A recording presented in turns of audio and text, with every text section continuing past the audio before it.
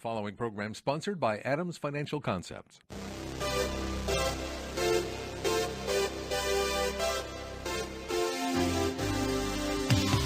About money, a different approach to investing you won't hear anywhere else.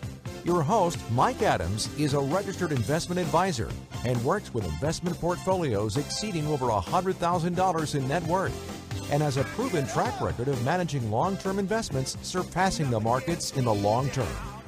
The information shared on the following program is for educational purposes only, and any investment advice given may not be suitable for all investors. And now, here's Mike.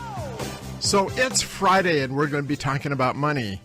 You know, Barron's just came out this past week with their 10 stocks to own for 2016.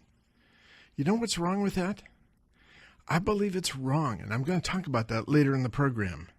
You know, I made my projections for 2015 in December of 2014. It's time to talk about 2016 and projections for 2016. I also want to review what I had to say for 2014. There were some right, there were some wrong.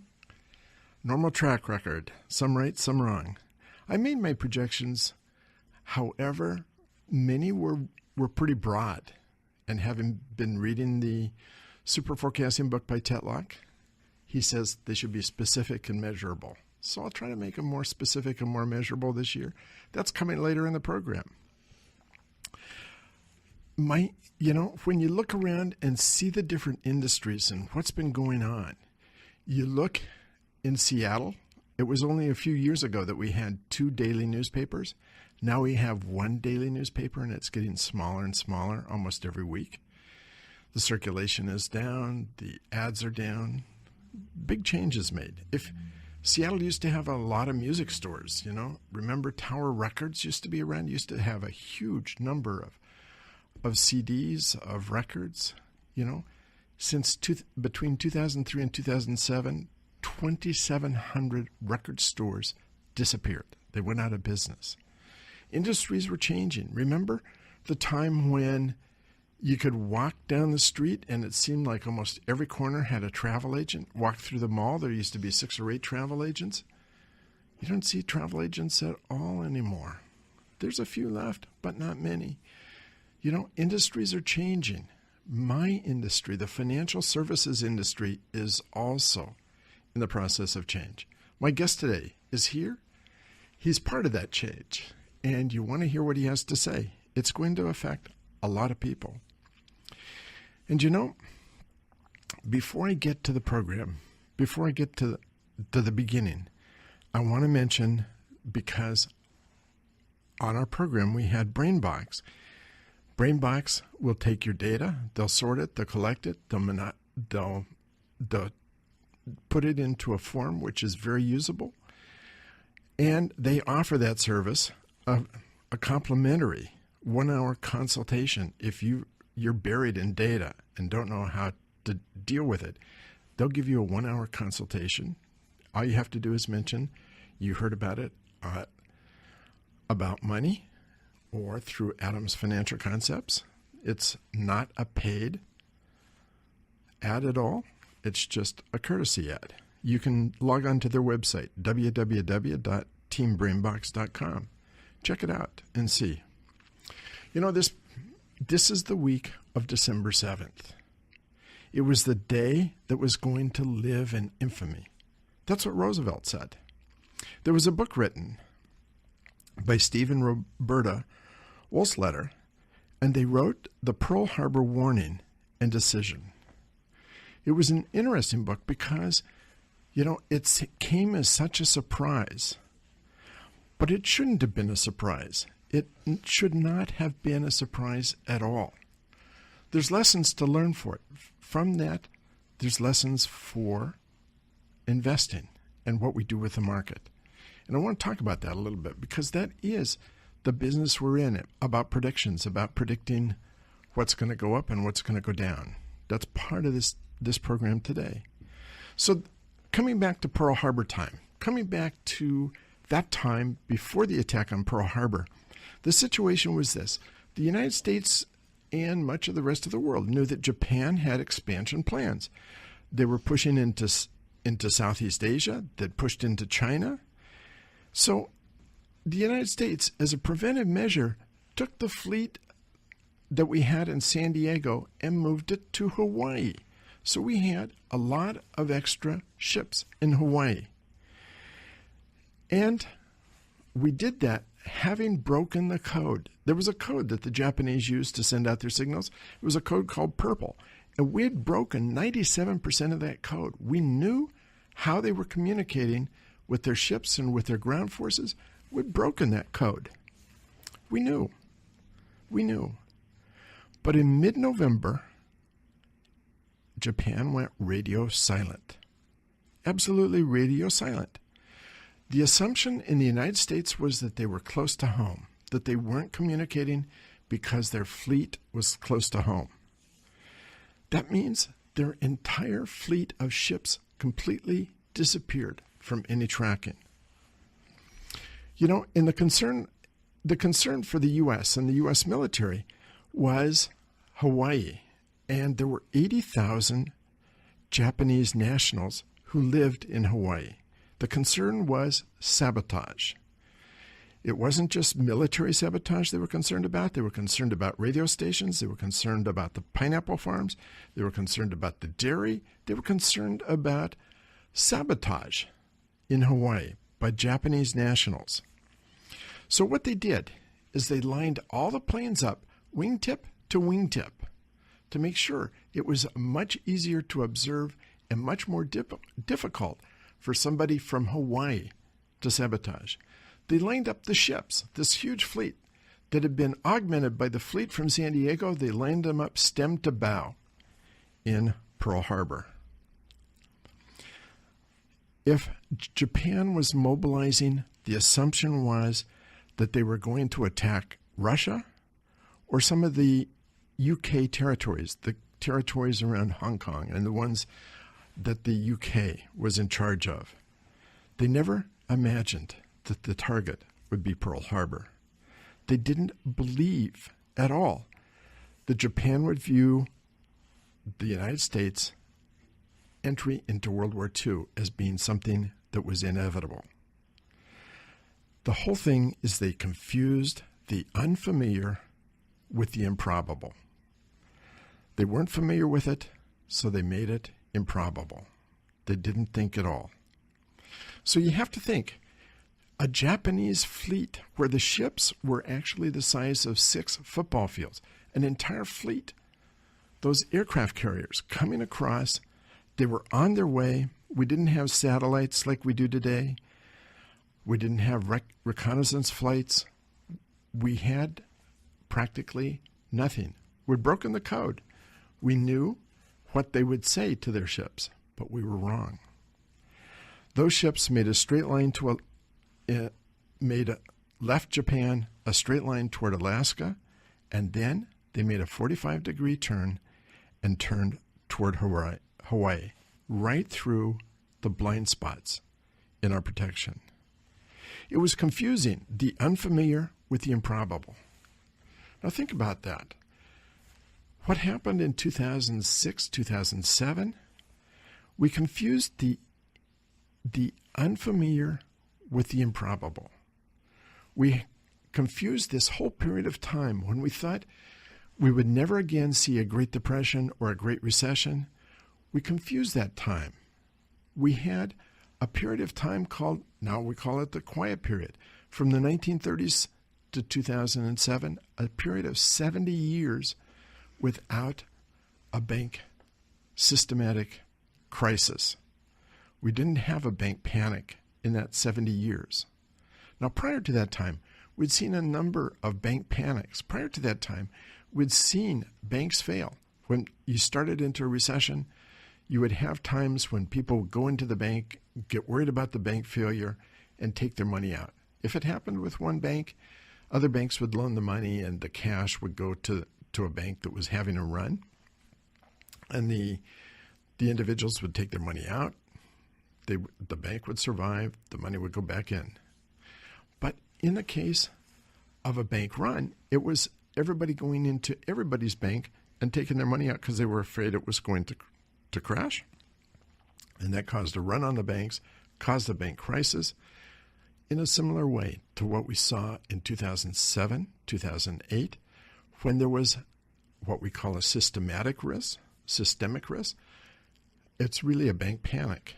It wasn't caused by individuals. It was caused by endowment funds, caused by big institutional investors. FDIC was established in the 1930s. That kept individuals protected.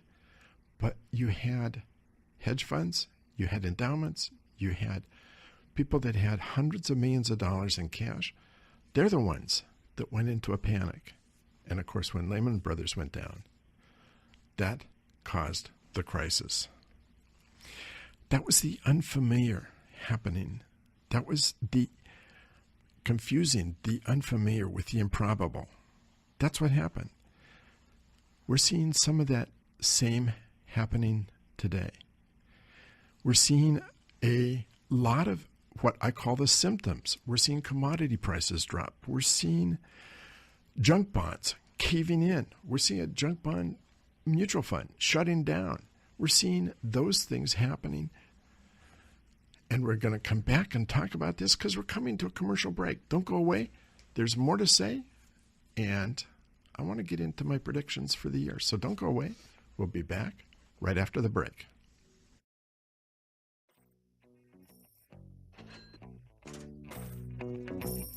Stay tuned. About Money returns in a moment with Mike Adams here on Business Radio 1300 KKOL. For more information, click on adamsfinancialconcepts.com.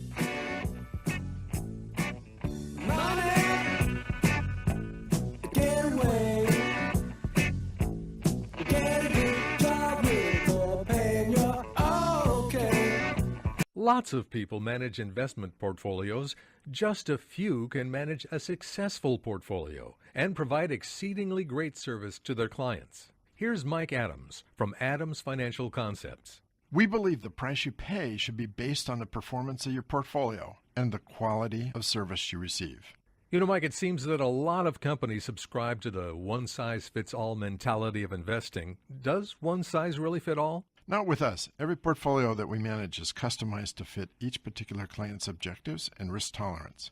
We place our clients' interests first in all portfolio decisions. If you're looking for a home for your seven-figure plus investment portfolio, call Mike Adams of Adams Financial Concepts, specializing in creating and maintaining wealth for over 20 years. 206-903-1019. That's 206-903-1019. Or log on to adamsfinancialconcepts.com. We're back with more about money. For details on what you hear on today's show, visit adamsfinancialconcepts.com. Now, here again is Mike Adams. So I've been talking about Pearl Harbor and the situation where we confused the unfamiliar with the improbable. I think it applies to investments as well. What I said about Japan is we knew they had expansion plans. To counter those expansion plans, we sent our fleet from San Diego to Pearl Harbor. We were concerned about the wrong thing. We were concerned about sabotage in Hawaii. So we made it very, very easy for a lot of our ships and a lot of our planes to be destroyed when the Japanese did bomb. We'd broken the code. We thought we knew what they were doing. Instead, they went radio silent.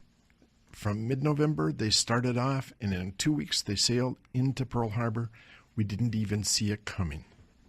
We confused the unfamiliar with the improbable, and today, we're living in a situation which is unfamiliar to us, and people trying to figure out what's going on are coming to and making improbable situations. You know, I've talked before that what we're seeing today are symptoms and not the real issue, not the real problem. What we're seeing with commodity prices coming down, with oil prices, oil coming down, surprising it was down another 3% today. People are surprised about that? Not really. I'm not really surprised. I've been talking about that since the end of last year, that it's going to be down and it's going to be down for a while. Commodity prices down. They're going to be down for a while. Junk bonds. We see junk bonds failing. We see private equity down. We see hedge funds down. We're seeing REITs down. What happened is during that period of time, especially in the 90s and early 2000s, there was a lot of speculation on commodities, a lot of speculation on real estate, and as that went on, there was funding to build capacity, to produce aluminum, to produce steel, to drill additional wells, to do fracking, to do all those things. And a lot of what that was based on was speculation with the buyers of those contracts never intending to take possession of those commodities or those products. And so what we're seeing now is a world that's awash in overcapacity. I started my career at Intalco Aluminum up in Ferndale. Today, Alcoa, which bought Intalco, Alcoa has shut down the pot lines. They can buy aluminum cheaper overseas, bring it in and cast it in the cast house than they can produce it in the United States. There's a 23% excess capacity of aluminum production. There's 600 metric tons of excess capacity in steel. You've got steel mills in Scotland that are closing down. You've got mills here that are closing down. You have an excess of capacity worldwide, and people are confused about what's going on. The real symptom is that there was a lot of credit available, a whole lot of credit available, and it seemed as though the demand was there. But the demand was not real. The demand was speculation. And now when the speculation goes away, we end up with overcapacity. And so you end up with things like happened in the market where oil is down 3%, the market goes down. You have all these worries. You have worries that China's going to devalue their currency. Of course they're going to devalue their currency. That's going to happen. That's what's happening. That has positives and it has negatives. And so we come to this time of the year when Barron publishes their 10 stocks to own for 2016. What stocks to sell, what stocks to buy, what mutual funds to buy, what mutual funds to sell. The focus is on a very short term. We're looking at the end of one year and the beginning of a new year. There's nothing particularly romantic or special about the end of a year and the beginning of a new year. It's a reasonable time. It's an arbitrary time to look at what's going to go forward. And I do that, and I'm going to do that on this program. But in terms of investments, why are there 10 for next year and 10 to sell? Why are there mutual funds for next year and not this year? You know, Dalbar's done a study that shows the average mutual fund investor significantly underperforms the market. You know, instead of the value they could receive by investing straight in the Standard & Poor's 500, by making these switches at the end of a year and the beginning of a new year, what they're doing is they're running into an issue where they are not getting good returns because they're going from one hot mutual fund and the following year it's a cold mutual fund. It's not assessing where we are with what's really going on. That, I think, is the lesson from Pearl Harbor. We're confusing the unfamiliar. It's very unfamiliar. I can't remember a time like this in my lifetime. And I'm sure there's very few people looking back who have seen a credit expansion like we saw in the 90s and the beginning of this century that's resulted in the kind of speculation that we had with derivative contracts and those future contracts. I don't think that that's been used to the degree that we've seen. So we have a very unfamiliar situation, and we're confusing that. Because it's unfamiliar, we're making it improbable. I think the way to approach this is completely different, and I'll be talking about that later in the program. But right now I want to switch, because one of the things that's happening in my industry is a real change that's going on, and I think it's going to have a dramatic impact over the next 5 years. I've talked about it a few times in the past. It's the arrival of the robo-advisor. They're here, and they're making an impact. And the real impact we haven't really seen yet. We're just at the very beginning of the change. My guest today is Emmanuel Merkel. Yes, I said that. He'll tell you about his background. So why don't we start? Emmanuel, why don't we start with your background? Sure, Mike. First, thanks for inviting me today. So my background, as you can tell from my horrendous accent, I'm French. I used to live in Paris. My educational background is in computational finance. I do what's called a grande école in France, so majoring in business. And then my first job was at Apple in marketing. So I worked first at Apple France, and after a couple of years at Apple France, I left and created a series of startups or young companies, mostly in the advertising and design industry. In around 2000, I co-invented a way to use mobile devices to search the internet, created a search engine for that, and that's a company I sold to Microsoft in 2006. So in 2006, I moved with all my engineering team from Paris, France, to Seattle, United States. I stayed a couple of years at Microsoft, and then after that, after leaving Microsoft, I decided to stay a bit longer in the Seattle area, and working on designing algorithm and researching algorithm to try to automate many human decisions and try to do that in a way which is more efficient. In 2012, I started yet another startup. I think it's my fifth, with a past colleague at Microsoft, and that's what led to what is Lending Robot today. So Lending Robot is a robo-advisor. Yes, exactly. That's a robo-advisor, but it's. So tell us about Lending Robot. So it's a robo-advisor, meaning that we use sophisticated algorithm, machine learning, cloud computing, stuff like that, to try to, we actually are able to do like 100% or even more than what a human advisor will do, but at a speed which is much faster and at a cost which is minimum compared to human being. The originality in Lending Robot is we do that only for one kind of asset. It's a new asset class called peer lending. So let's talk about peer lending for a second and we'll come back to the robo-advisor. Sure. So what is peer lending? Peer lending is lending money without the banks. See, it's circumventing banks because it turns out that banks are not the most efficient business organizations in the world. They made a lot of money, but they're not very efficient. And everybody can actually feel that when you put money in your savings account, and you'll be very lucky to have, let's say, 1% a year. But when you are actually borrowing money, consumer credit will be around 13 to 14% interest rates per year. And so that's a huge spread between those two rates. And part of that reason is because the operation expenses of banks are pretty high.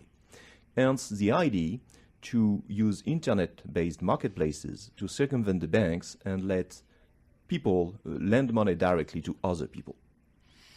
So this is actually people lending money to other people, but there is an intermediary like the Lending Club. Yes, absolutely. There are marketplaces. The first marketplace to appear was Zopa in England in 2005. The biggest right now in the US is called Lending Club, and it's a public company since 1 year.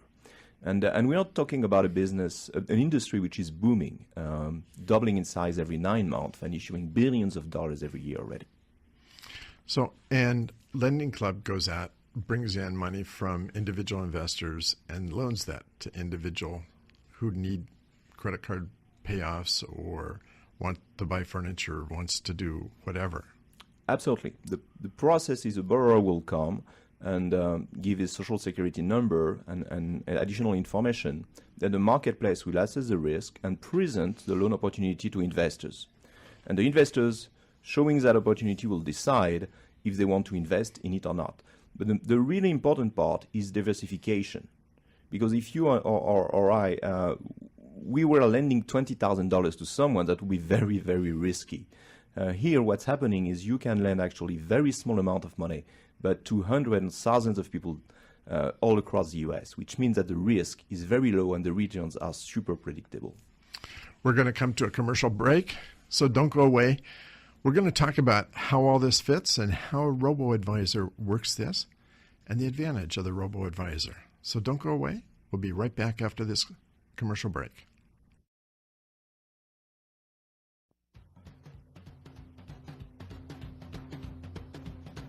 About Money with Mike Adams will resume in a moment on Business Radio 1300 KKOL.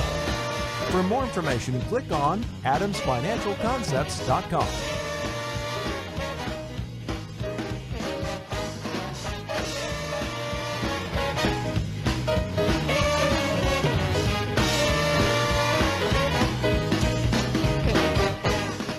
Creating and maintaining wealth has been the specialty of Adams Financial Concepts for over 20 years.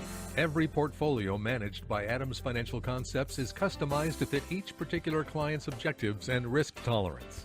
The client's interest always comes first in portfolio decisions. Call Mike Adams today at 206-903-1019 or log on to adamsfinancialconcepts.com to check out their AFC performance. They welcome your review. That's adamsfinancialconcepts.com. Comfort. Now we return to About Money. There's more information waiting for you at adamsfinancialconcepts.com. Here again is your host, Mike Adams. I'm here with Emmanuel Merrill of Lending Robo. So let's talk about what's involved with these peer-to-peer loans and the assessment of the risk involved with a loan. Sure. So when someone comes to and wants to borrow money, what they will go to one of those marketplaces, Lending Club being the most famous in the U.S., and they will put their name, address, and social security number. Social security number allows to track actually their credit history. So you get companies like FICO or Experian that will give back a credit score and the whole history about how many loans those people had, what's their debt to income ratio, and all those kind of data. Now the marketplaces, they will make their own risk assessment, and based on that, and they use, I would say, kind of traditional methods that are very similar to the one used by the banks. They will assess the risk and they will determine what's the interest rate for that person. Mm-hmm. Now after that, because there is no banks and the money is lent directly from investors, the marketplace will list that loan on the internet. Like, for instance, at 2 p.m. today, Lending Club probably listed around 240 different loans. And what they show to the potential investors is, look, we have this loan, which is, let's say, for $20,000. The borrower says it's for paying back his or her credit card, and this is a FICO score, and this is a credit history. Now, do you want to participate into that loan or not? And if you do, how much do you want to put? Then each investor is deciding if the loan is interesting for them and how much they want to put. So they can put, let's say, from $25 to a few $1,000s. Once everybody has put enough money or decided to put enough money, then the loan is issued, the money is transferred. Most of those loans are 3 years in duration, and so that means that every month the borrower will pay back the marketplace, which itself will distribute the payments to all the investors. So in this process, if you were to do it without a robo-advisor, what happens? And some of that does happen. Absolutely. And actually, when my partner and I started Lending Robot, the reason we started that is because we were personally investors in those marketplaces. We were putting money. And we love the returns, because we're talking about here 7% net annual returns with very, very low risk, because once again, it's in hundreds of thousands of different nodes all over the US. But the problem is it's kind of complicated, because as a human being, you're like, okay, should I put money in this loan, which is $20,000 at 13%, with all those 40 variables, or this one, which is, I don't know, $7,000 in Florida at 9%. And it's hard to actually assess the risk. And the second problem, and that's one problem actually we realized when we began automating our own loans, is that in theory, investors have up to 14 days to decide which loans they want to invest in. But if you look at what's happening, the most popular loans, they are gone in 5 seconds, because there's a huge, huge influx of money going into those loans because those returns are so good.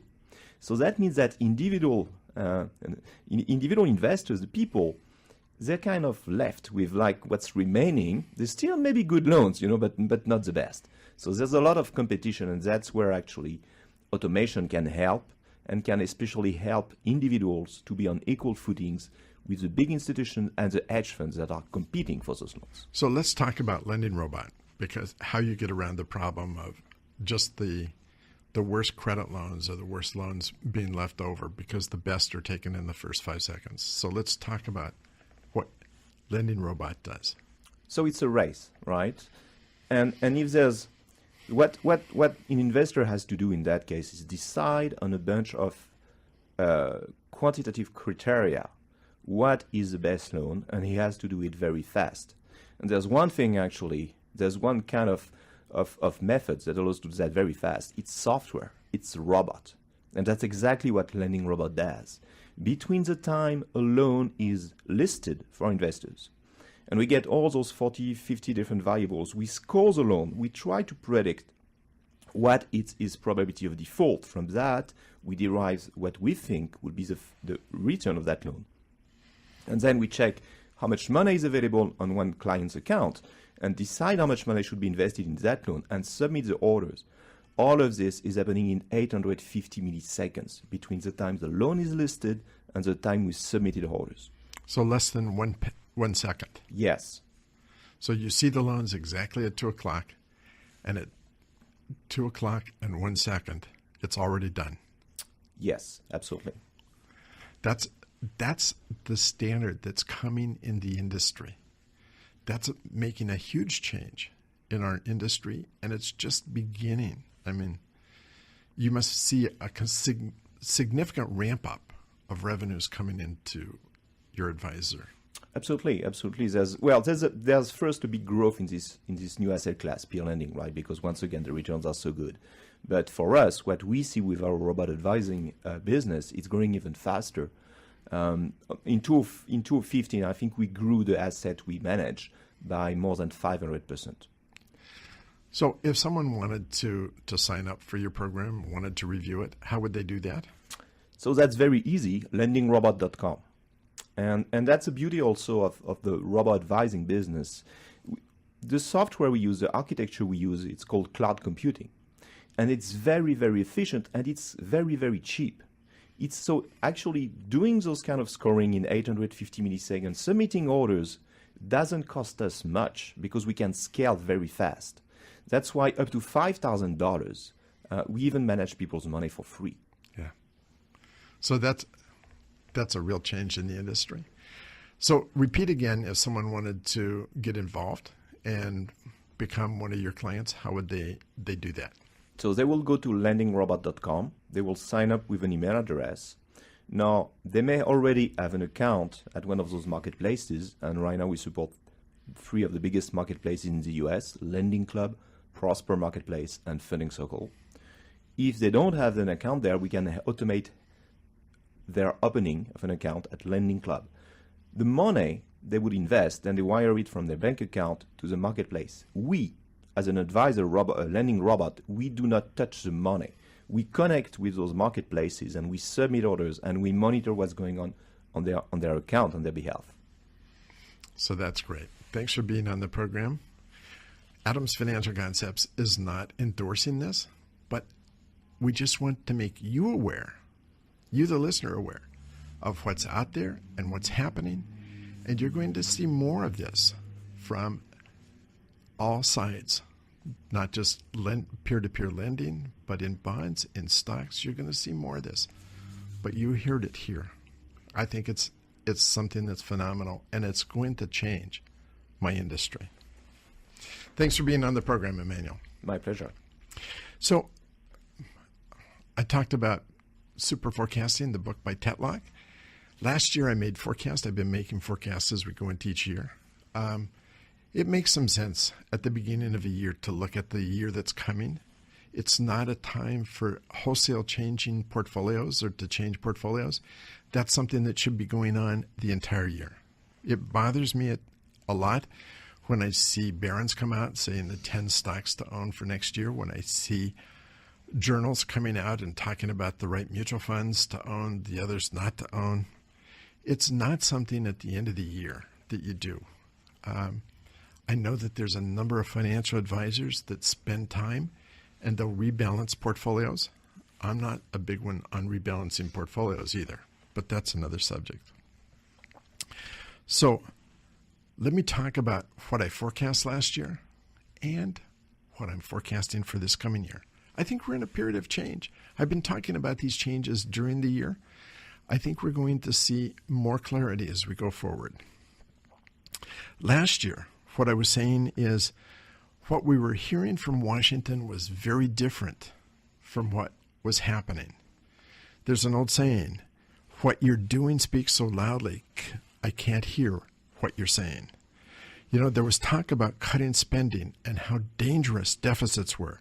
There was so much talk about the jobs that were being lost, Obamacare and the pipeline, and all these things where jobs were being lost. It was talking about small businesses and the difficulties of small businesses and the small businesses going out, and talk about only the rich were benefiting from the whole thing. Well, if you looked at the numbers, you know, our deficit as a percent of GDP was lower at the end of last year than it had been in the previous 40 years. Now, people talk about the absolute value of the deficit, but you have to think about it in terms of GDP. It's like somebody that wants to buy a house. They have a certain income, and that allows them to buy a house because you look at the income versus the debt. It's the same analogy for a country. You look at the income versus the debt. You won't find Andorra in the mountains between France and Spain with a $17 trillion debt because they don't have the GDP for it. You won't find most countries with that kind of a debt. It depends upon what the revenues are in the country. We're the lowest deficit per GDP that we've been in 40 years. We're coming to a commercial break, so I want to come back to this and talk about it. We cut the deficit actually in half. We're looking at a pretty good situation going forward compared to where we've been. Don't go away. We'll be back after this commercial. And, by the way, you can follow us on Facebook. You can follow us by Twitter. We Twitter a number of times. So follow us on Facebook, adamsfinancialconcepts.com. Check us out on Twitter. I'll come back to that at the end of the program. More About Money coming up with Mike Adams on Business Radio 1300 KKOL. For more information, click on adamsfinancialconcepts.com.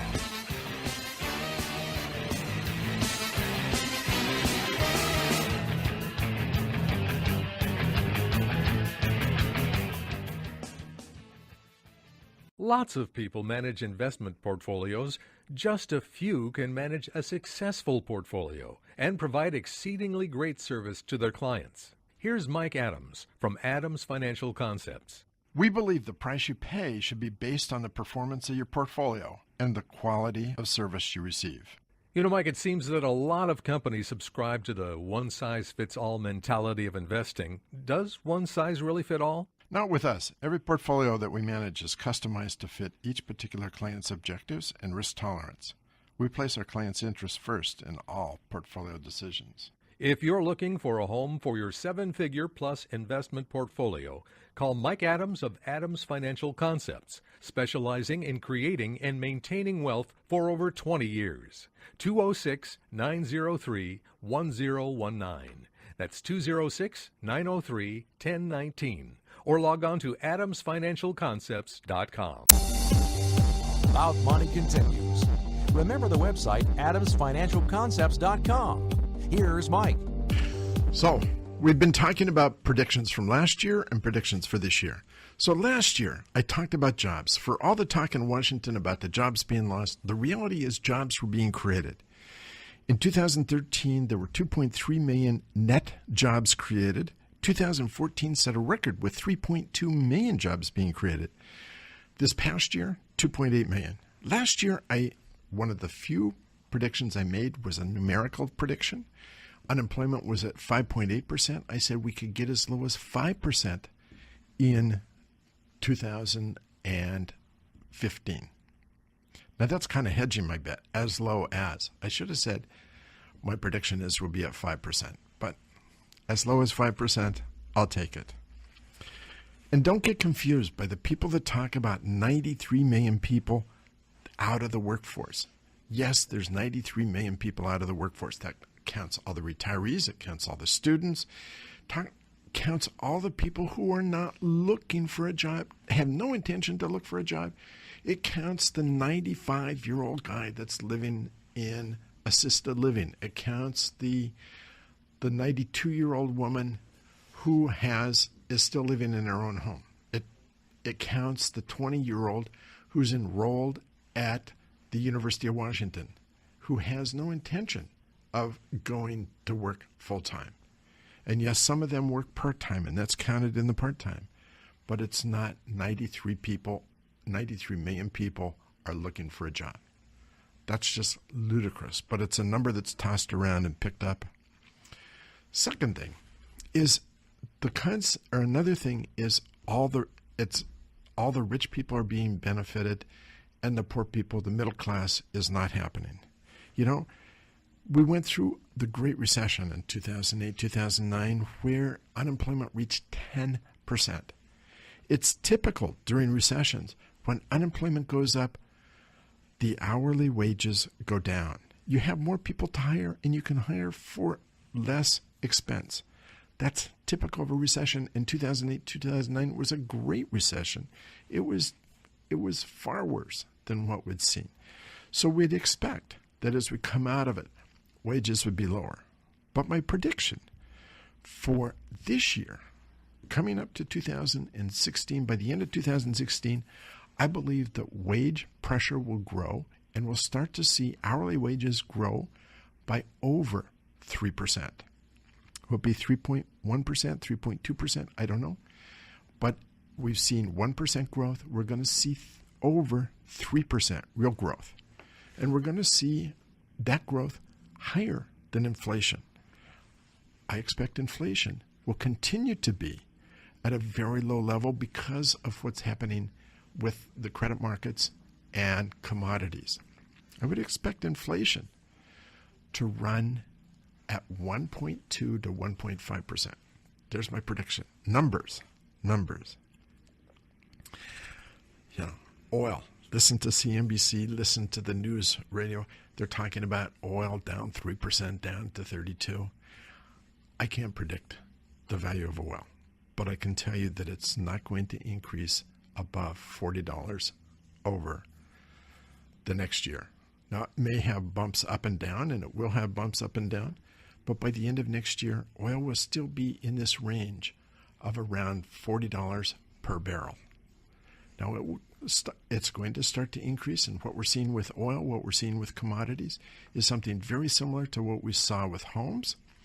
We saw the home market take a dive when we were in 2009, 2010, but slowly but surely it started to work its way up, and it worked its way up faster and faster. And now, if you look at the inventory of homes for Seattle, there's a real shortage, and prices are going up.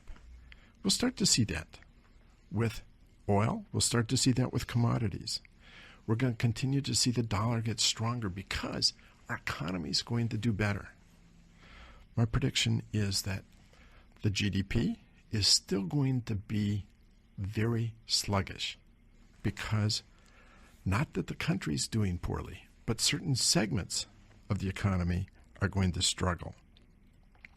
Politicians are not economists, and so when they talk about jobs loss, when they talk about small businesses going out, they're not economists. They're not experts on foreign policy. They're not experts on the economy. So you can't expect the rhetoric to match up with what's really going on. They see it in their own way, and that's fine. You know, as I look for 2016, I see some clouds on the horizon. I believe that the Fed is going to raise interest rates. You know, there was a lot of talk about it recently that maybe they won't, but I believe that they probably will. And it could happen this month. I would expect that by the end of 2016, we'll see a short-term rate of 0.75 to 1%. It's an election year, and very often in election years, the Fed doesn't raise interest rates. I think this year is going to be an exception. They will raise interest rates. But because it's an election year, That's not going to be positive. We're going to see a lot of volatility in the market, and we're going to see probably some geopolitical risk as well. All that is negative. And interest rates going up is always a drag on the market, always a drag. So we've got that on a negative side. On the positive side, I've talked about the Walmart world, because when Walmart goes into an area, they undercut everybody's prices to gain market share. We're seeing that with commodities. That is going to benefit. It's going to benefit companies. They're going to be able to buy things cheaper, manufacture things cheaper.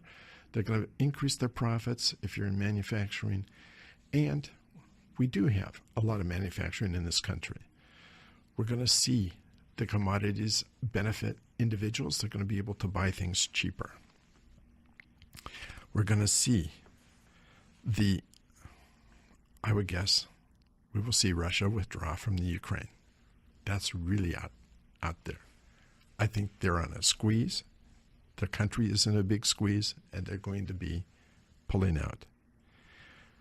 And I think China will devalue 3%, even greater than they did in 2015. I'm predicting that the Standard & Poor's will be up 8% for the year. But in certain industries, in certain parts of the market, oil, commodities, and those related industries are going to be down for the year. And we could suffer an oil shock. Excluding oil and commodities, I think a lot of the areas in the market could be up 14%. That's putting numbers on everything. We'll see next year how well I do. I think labor rates are increasing. We're buying things cheaper. I think there's going to be a benefit to the consumer in this whole process. I think it's going to be a good year if you're in the right place. You know, there's that old saying that a tide lifts all boats. Tide going down will reduce all boats. But when the tide goes out, we really will see who's swimming naked. I think that's part of what's coming up next year. It's going to be a very funny and interesting market. But don't confuse the unfamiliar with the improbable. That wraps up today. Follow us on Facebook, Adams Financial Concepts, or About Money Radio. Follow us on Twitter, at About Money Radio. Like us, and check our website, Adams Financial Concepts. Check the blogs. A lot of this is in the blogs. And if it's Friday afternoon, we're going to be talking about money.